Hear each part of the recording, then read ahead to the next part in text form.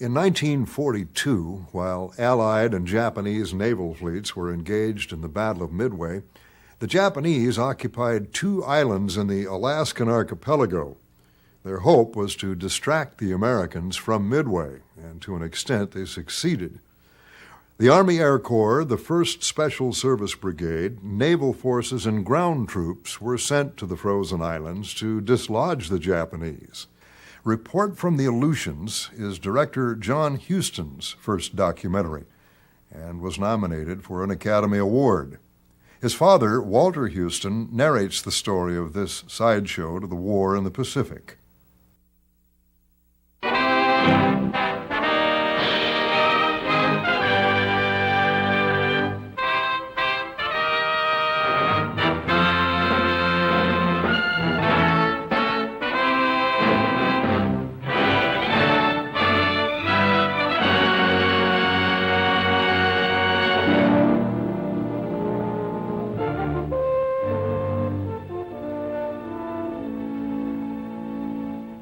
Islands are situated in the North Pacific Ocean, forming a chain which extends about 1,200 miles west-southwest from Alaska Peninsula towards Siberia to form the southern boundary of the Bering Sea. The Aleutians comprise 4 groups, the Fox, Andreanoff, Rat, and Near Islands, and constitute part of the territory of Alaska, USA. Of volcanic origin, there are numerous cones on the chain, many of them still active.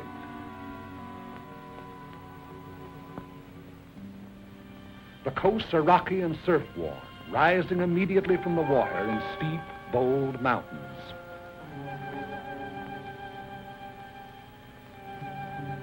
The Aleutians are the storm pot of the Western world.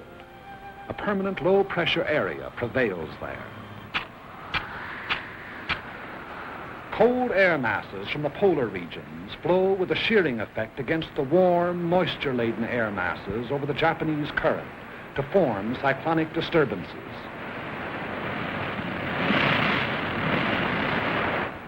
Because of the Earth's rotation, these disturbances move from west to east, and this meteorological phenomenon constitutes one of the most dangerous weapons in the arsenal of our enemies, for it enables the Japanese to operate behind the moving curtain of a storm.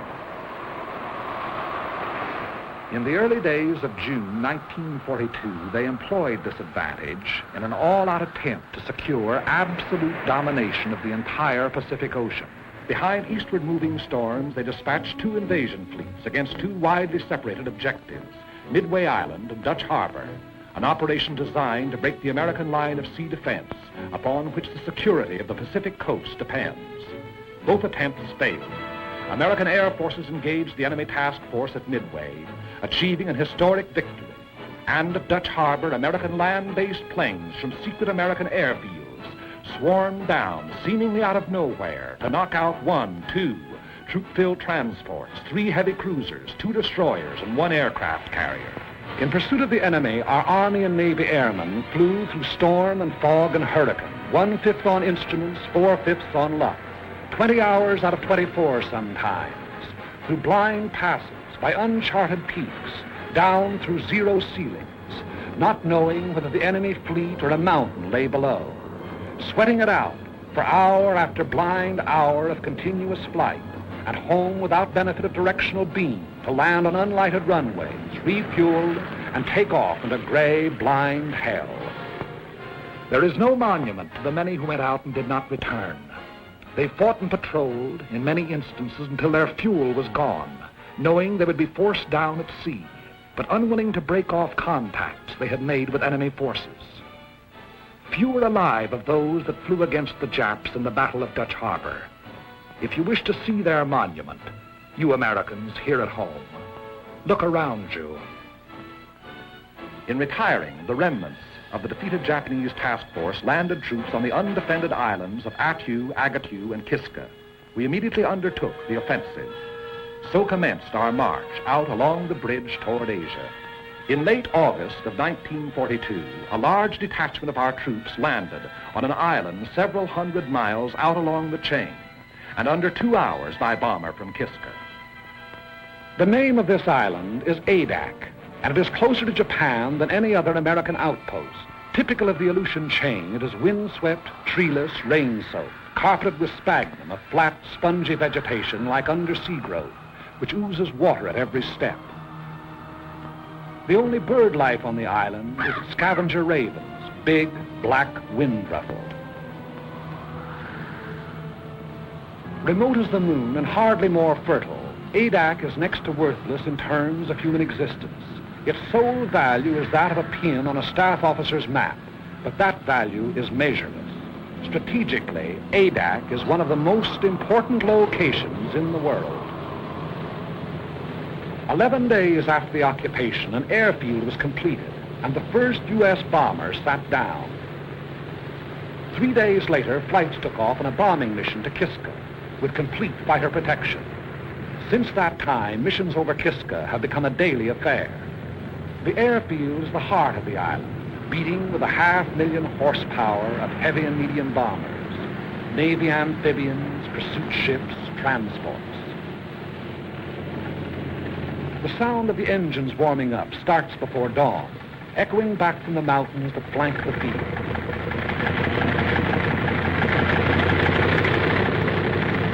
Every day, weather permitting, the bombers take off on at least one mission.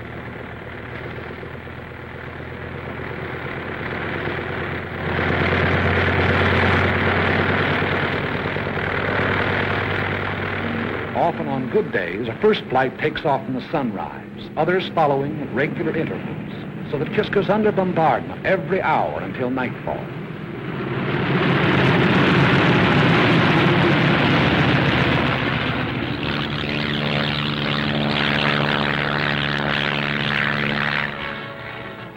Equal in importance to the airfield, and without which the airfield could not exist, is Adak's excellent harbor.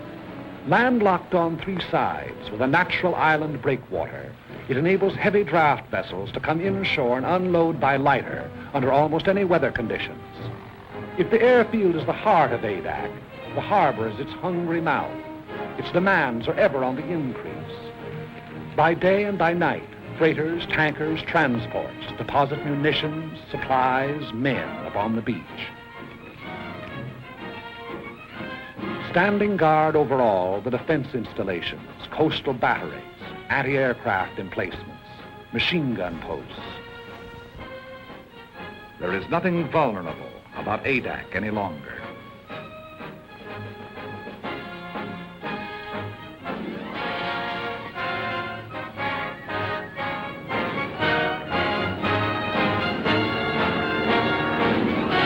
The skies are constantly circled by aerial patrols and never-ending relays.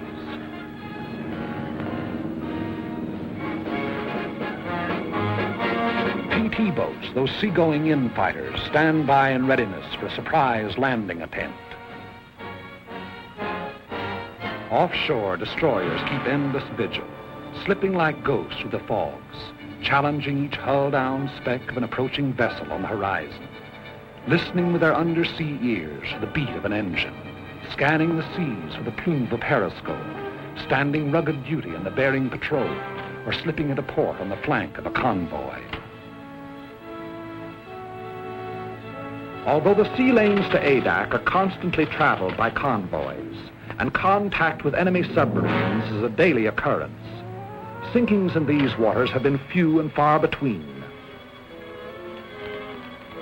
Contact with an enemy submarine may continue on and off for hours, during which the undersea craft maneuvers for position to attack, venturing within the radius of the convoy's undersea detectors, only to crash dive, then kill engines and lie silent on the bottom as our destroyers bear down and release depth charges.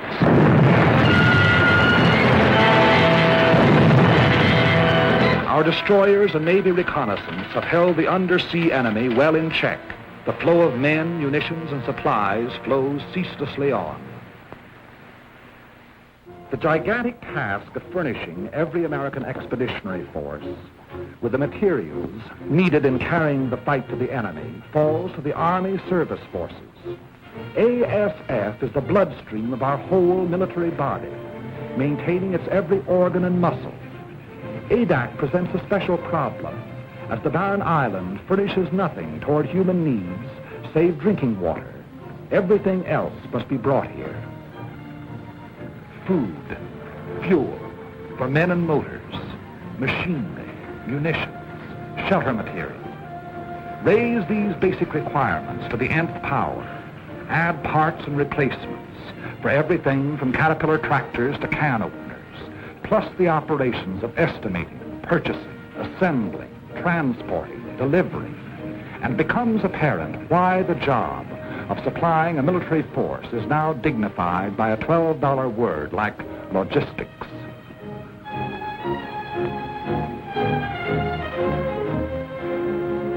Since the original landing, the manpower of ADAC has been constantly augmented. Where before it was hundreds, now it is thousands. Troops arrive after a voyage that may take anywhere from a week to a month, depending on the sea route. But it took more than a single month to land them here. The months of training that toughened them to rigors of wind and weather, that taught them to handle their weapons, that made them into soldiers. Add those months to the period of the voyage from the States.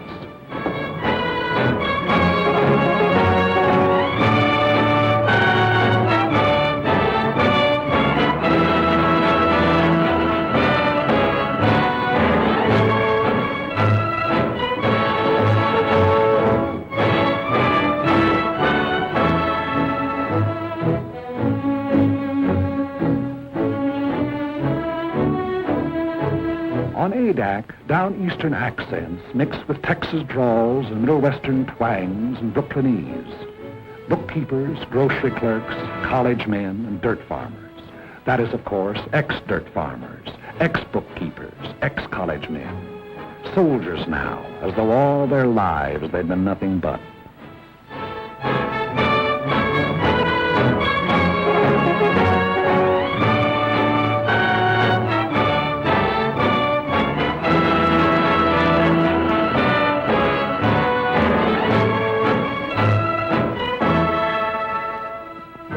Orders for the day, special orders and news appear on the bulletin board. Since newspapers and magazines are usually from a month to 3 months out of date, these radioed news flashes are the only means by which the soldier knows what's going on outside. No fresh meat, no green vegetables, powdered eggs, tinned bully beef, potatoes, canned tomatoes, peanut butter, canned fruit, and coffee make up the basic diet.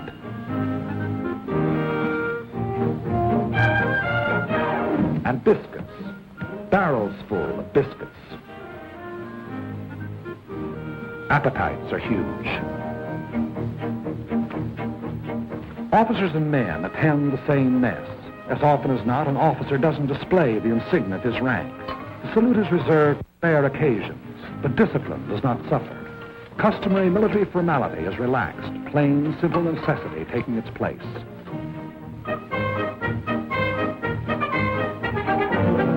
After months in an outpost like ADAC, there's a tendency on the part of the soldier to think and live only in terms of the present. That faraway world from which he came begins to seem like a dream to him. A letter in his hand is proof of the reality of that world, of Saturday night dances, jalopies and ice cream sodas, of sport pages, and shaving in the same mirror with the old man. A letter means more than his paycheck to the soldier. If he happens to be in the Air Corps, he'd gladly make an extra flight over Kiska for one more letter.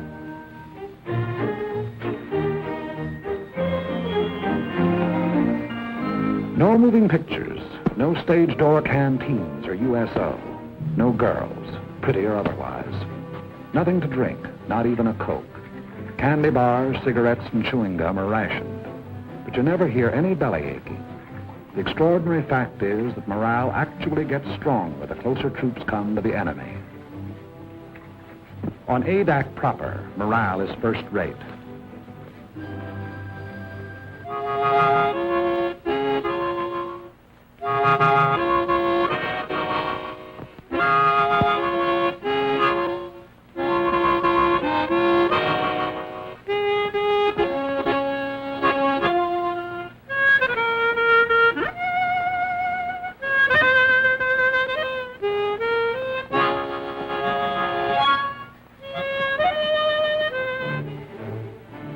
site of the airfield was originally a shallow tidal lagoon.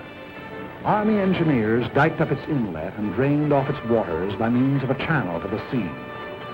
It was their resourcefulness in exploiting a natural formation which made possible the completion of the field in 10 days and 11 nights, for the work never ceased. Bulldozers shifted thousands of tons of the lava ash which composed the bed of the lagoon. Not a new gain to the corps that built the Panama Canal.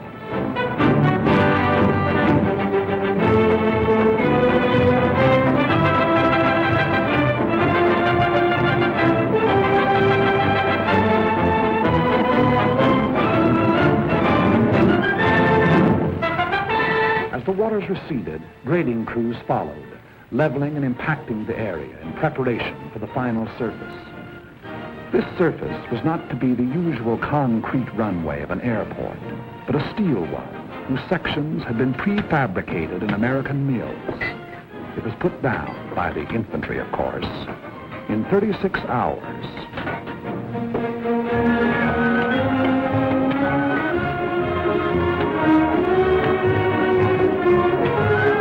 A 1.5 million square feet of it.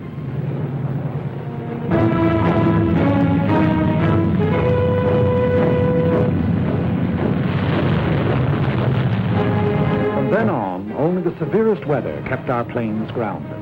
Local storms materialize, deluge the island, and pass on or dissipate, all within a few short minutes. It's a land of cloudbursts and rainbows.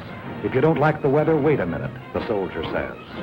Everything the weatherman has to offer may be had in a single day. Downpours, hurricane winds, hail, snow, fog, sleet, and sunshine. It is not so much bad weather as changing weather that makes flying hazardous to the uninitiated there. A new pilot must learn to side-slip through local squalls and sit her down in a field rimmed by mountains and under a half-foot of water.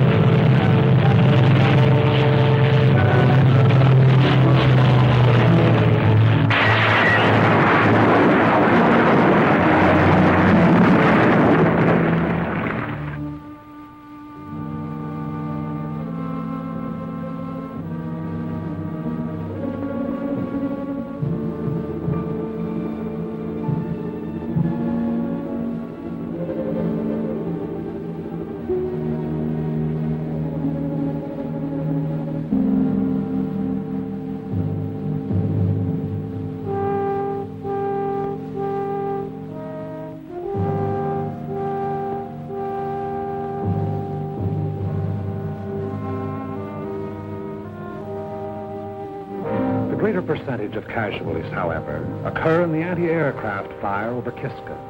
As a rule, our bombers make it back, but often they are sorely crippled and with wounded or dead aboard.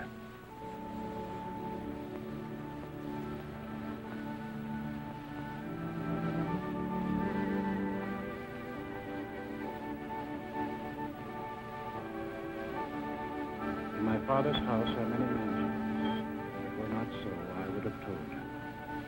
I go to prepare a place for you, and if I go and prepare a place for you, I will come again and receive you unto myself. And where I am, there ye may be also. And whither I go, ye know, and the way ye know.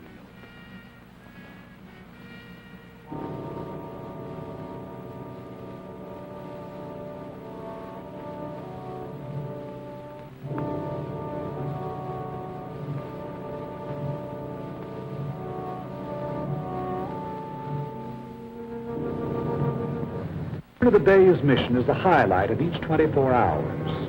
Eyes turn skyward and ears strain for the faint beat of approaching engines.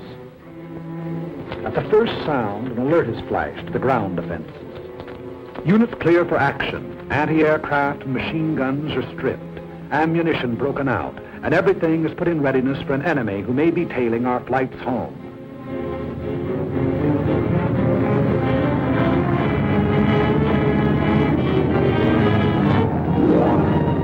Six bombers went out, and 6 are coming back.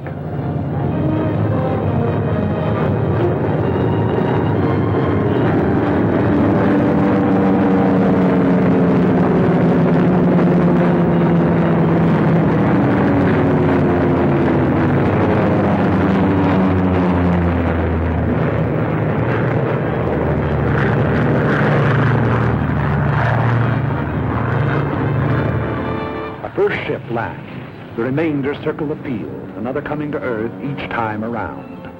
Those damaged or with wounded aboard taking priority. It's a revelation how much punishment one of these big bombers can take and still navigate. Unless both sets of controls are shot away or an explosive shell finds the gas tank, the odds are all in her making it safely home.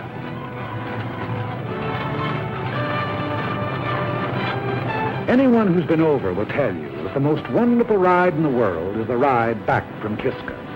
No matter if 2 engines have conked out and daylight is pouring through the wings, there's just something about the scenery on the way home.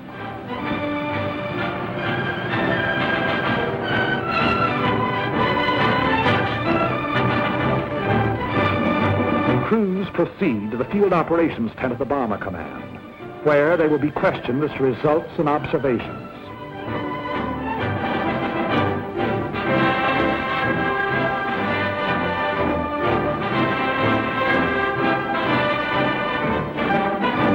Their jigsaw reports taken singly are compared and cross-checked until a complete and accurate record of the operation has been assembled. Thereafter they're dismissed with nothing to do till tomorrow but eat, drink, and be merry. I've got a sixpence, jolly, jolly sixpence. I've got a sixpence to last me all my life. I've got 2pence to spend and 2pence to lend and 2pence to send home to my wife. No cares have I to grieve me, no pretty little girls to deceive me. I'm as happy as a king, believe me, as we go rolling home. Rolling home, rolling home, rolling home, rolling home, by the light of the silvery moon. Happy is the day when the airman gets his pay, as we go rolling home. But ADAC's tomorrow begins today with a directive from Kodiak Island. A photographic ship accompanies missions to Kiska. It's tasked to follow the bombers over their target, recording the immediate results of the bombardment, also enemy defense activities, new installations, camouflage. These photographs are studied by specialist interpreters and submitted with comments to the General and his staff officers, Colonel William Prince and Colonel C.M. McCorkle.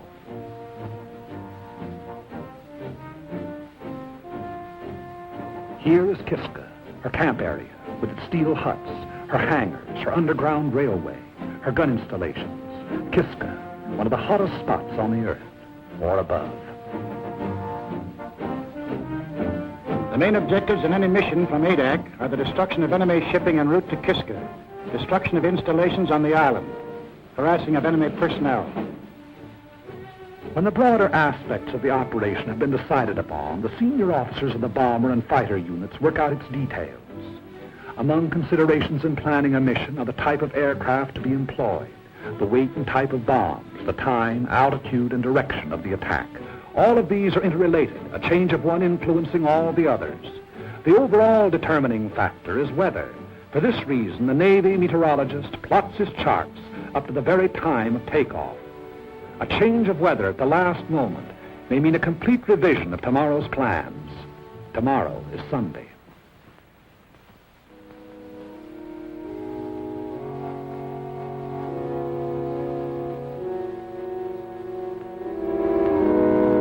At their outposts on the island, Catholic, Protestant, and Jewish chaplains, not priests, ministers, or rabbis, but chaplains, all, are leading fighting men in their devotions. Under the snows of an Aleutian mountain, these defenders of the faith exercise the first of their 4 freedoms.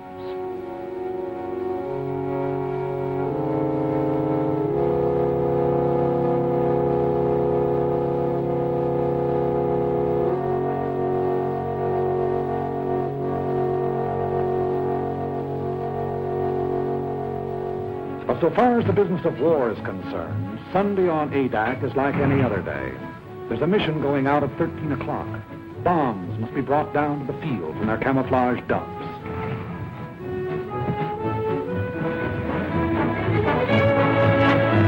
A heavy bomber carries either 16 250-pounders, 12 500-pounders, or 8 1,000-pounders. The size of the bomb to be employed depends upon the nature of the target, since if the target is small, there's a better chance of hitting it with a salvo of 250-pounders than with a single large bomb. On the other hand, in congested areas, such as the campsite at Kiska, a blockbuster comes into its own. Tail fins and fuses are put on directly before the assembled bomb is hoisted into the bomb bay. When the time comes, bombs can be released either individually, in sticks, or in salvos. Belts of ammunition are brought to machine guns and threaded into receivers ready for firing. The rounds are put onto the belts in successions of threes, red-tip tracers, yellow incendiaries, and black regulations. Each moving part of each gun has been tended with watchmaker's care, and every belt of ammunition is cleaned, oiled, and checked before the takeoff.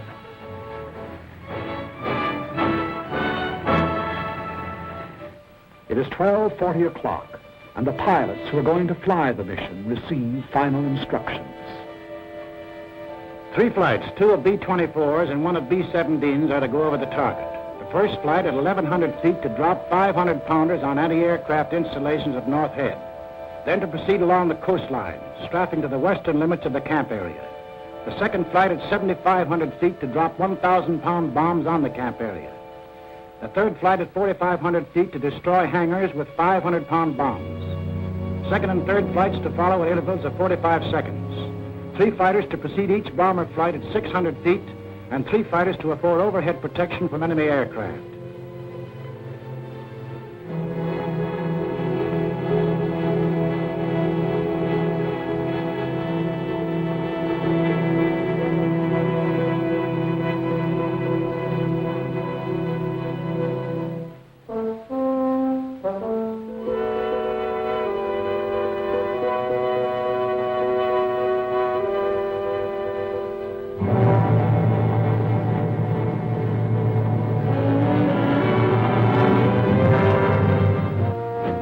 Crews begin to assemble around the ships, awaiting the appearance of their officers. A bomber crew is a team, and the longer it's together, the better the teamwork. Theirs is a mutual responsibility. The safety of the ship and the lives of all the others may depend on any single member. Trust, respect are implicit in such a relationship if it is to endure. Maybe in the beginning you don't like the color of a guy's hair, but if he's all there at his job, you'll get to like it fine. Enlisted men eat, sleep, fly together.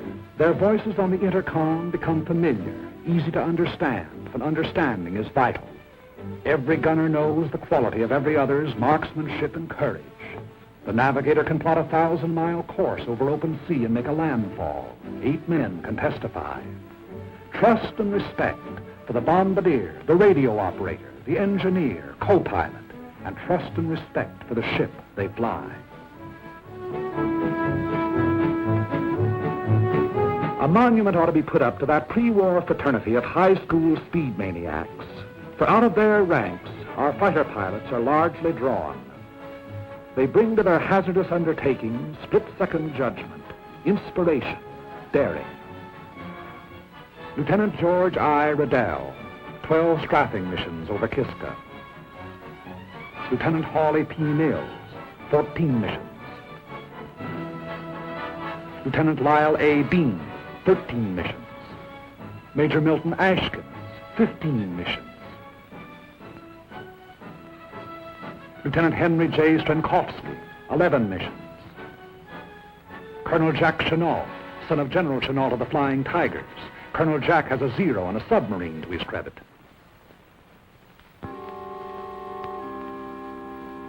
A last-minute weather observation is made. The word is given to go. It's good luck and over the hill.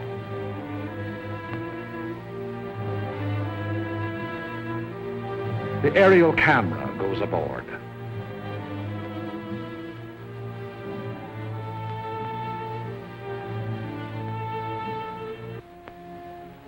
The bomber pilot informs his crew the exact part their ship is to play in the mission. Your bomber pilot is of a different breed to your fighter. Where the fighter is reckless and inspired, the bomber pilot is responsible, determined. Because of the size and imponderability of his ship, there are no last-moment decisions for him. And besides the big, intricate, costly piece of machinery that a heavy bomber is, he has the lives of 6 or 8 others to think about. 100 men, 9 bombers, 12 fighters, are setting out to attack and immobilize 10,000 men behind naval and military defenses. This is the significance of aerial supremacy. But behind this supremacy lies the enormous system which makes it possible for the ships to take off. ASF, Naval Convoy, Army Air Transport, the Corps of Engineers, Army and Navy Intelligence, Signal Corps, Ordnance, and Ground Forces. These have done their part for today. The stage is set. Rehearsals are over. The actors are ready. The curtain is going up. But this is no make-believe drama. They will be playing for keeps.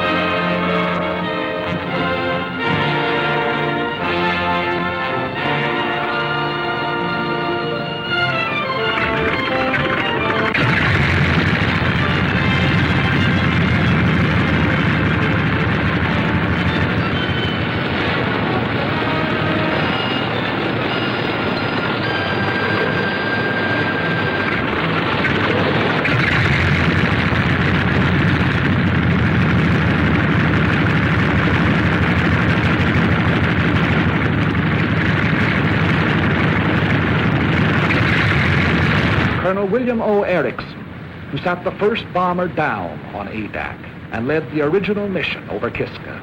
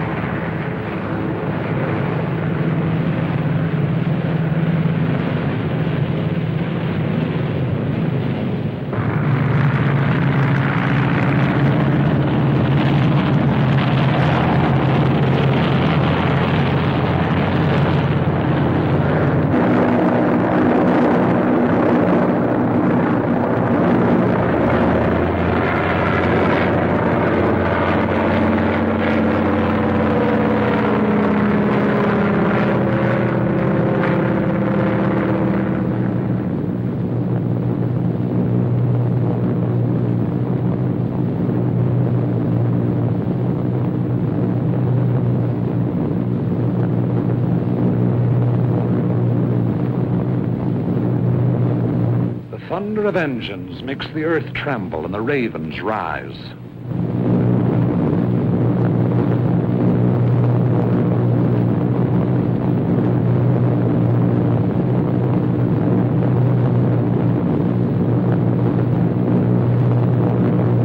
The echelon proceeds toward Kiska. It's about an hour and 3/4 from Adak to Kiska, one of the most hotly defended of enemy-held areas. Kiska is also one of the most strongly fortified. The Japs have dug in like so many moles. An estimated force of 10,000 goes underground at the sound of our approaching engines. We cannot, by air attack, hope to annihilate.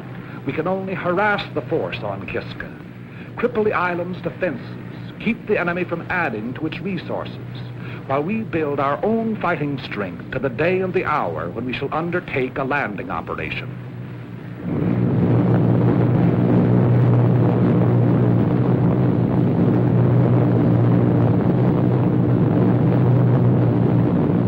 Radio contact is maintained between the bombers and Adak throughout the flight, which proceeds at military speed, 165 miles per hour.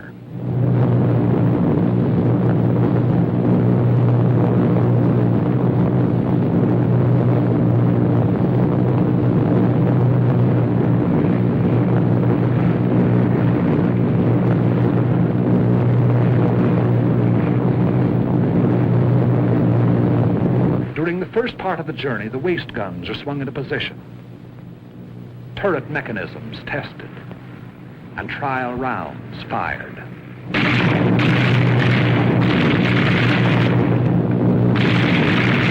Time moves slowly going out to the target. Crew members have even been known to play stud poker. The route is quite familiar by now. Many pilots and crews have made the flight 25, 30 times.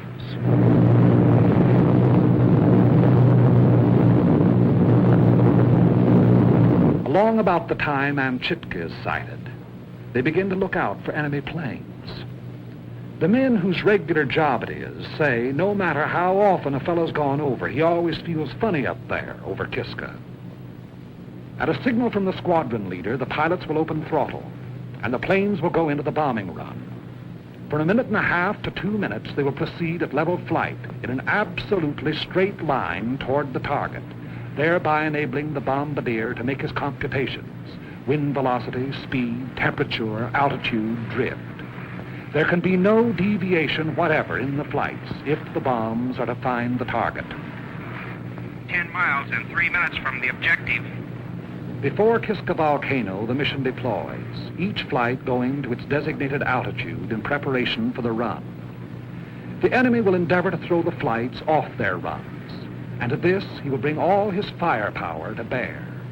The earth below will blaze with hatred. Our ships will heave and rock in the ack-ack. Machine gun bullets may make a filigree of their wings. High explosives may open up holes big enough for a man to crawl through.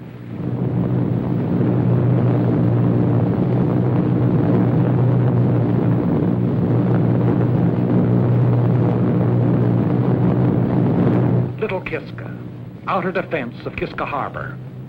Bomb bay doors open. Bomb bay doors open. 6 degrees right on course. The object is to hit the target, not to avoid anti-aircraft. Remember this, you're just as liable to run into it as away from it. The best way is to forget what's happening outside and make the run by instruments.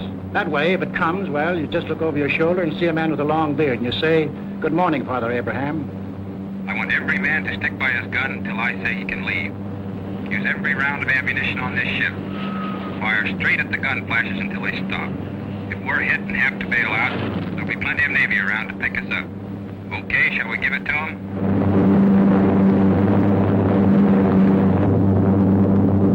Kiska.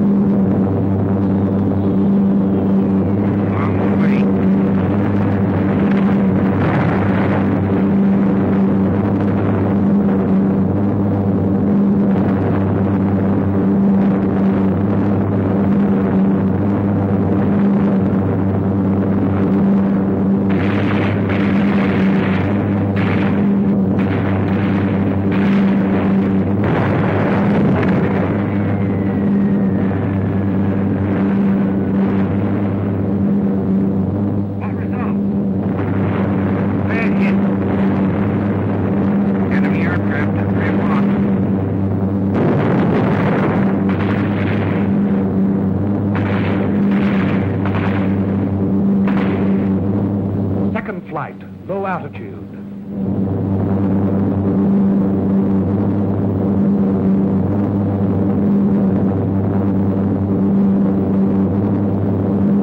Once again, over lightly.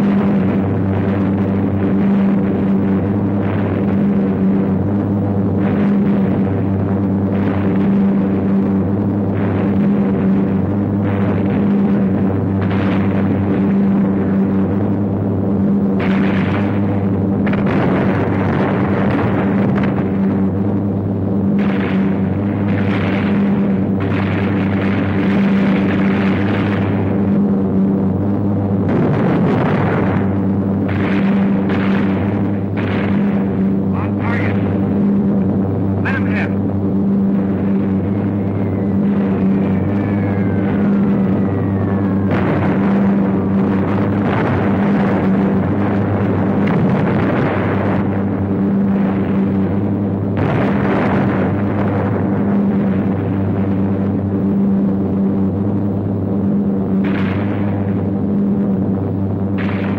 Pour it on him. Make him like it.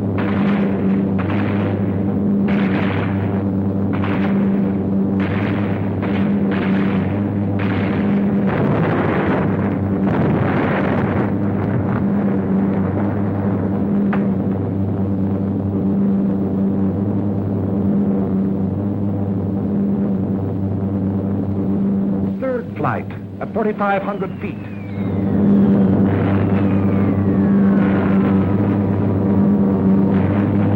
Bombs away.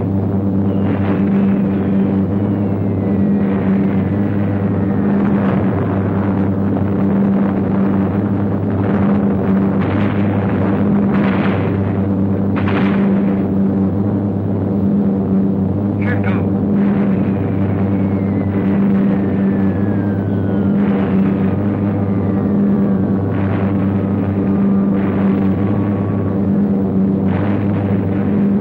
Bombs away.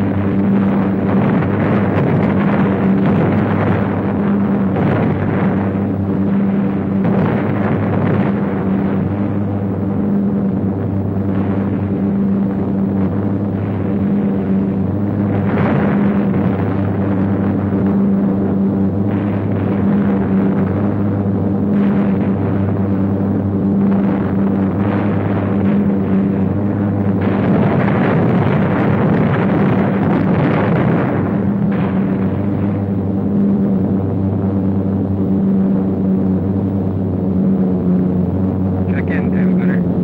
Okay. Waist gunner. Okay. Radio man. Okay. Top turret. I got a slug in more, but I'm okay. Billy turret. Okay. Nose. Okay. Kiska's hangars are destroyed, burning. Our bombs found the target. 9 bombers came out, and 9 are going home.